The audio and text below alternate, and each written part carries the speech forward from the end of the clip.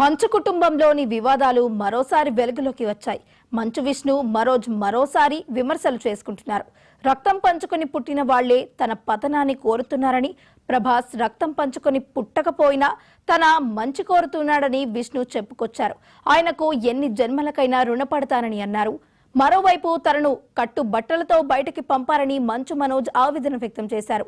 వెళ్లడానికి కారును లాగేసుకున్నారని ఆయన ఆరోపించారు. తన కట్టె కాలే వరకు మోహన్ బాబు కొడుకుగానే ఉంటారని మనోజ్ స్పష్టం చేశారు.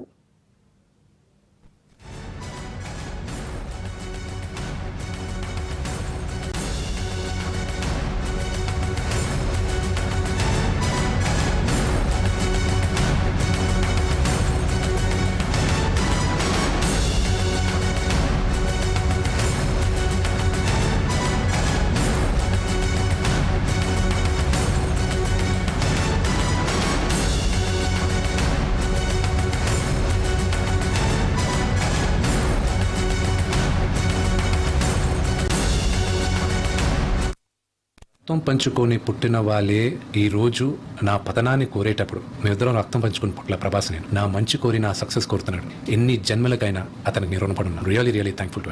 రక్తం పంచుకొని పుట్టిన వాళ్ళే ఈ రోజు ప్రస్తుతం ఈ రోజు నా కుటుంబం ఏది అంటే ఇదిగో అమ్మా నీ కుటుంబం అని చూపించే గర్వంగా ఒక ధైర్యం ఇచ్చారు మీరు. శివుడు ఏ రూపంలో వచ్చాడు తెలుసా అన్న?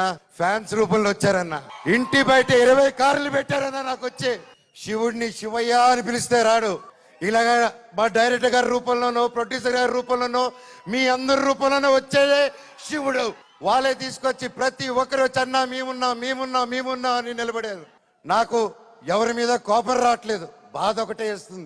ఈ జన్మకు మాత్రం నా కట్టగాలేంత వరకు నేను మోహన్ బాబు గారి అబ్బాయినే, అది ఎవరు మార్చలేరు. ఎన్ని జన్మలు ఎత్తినా మీరే నా దేవుడు, మీరే నా తల్లి, మీరే నా తండ్రి. మీకు ఎప్పుడు నేను బిడ్డనే. మీ దేవుళ్ళు ఎప్పుడు మా అందరికి ఉండాలని కోరుకుంటున్నాను. నాకు ప్రస్తుతం ఈ రోజు నా కుటుంబం ఏది అంటే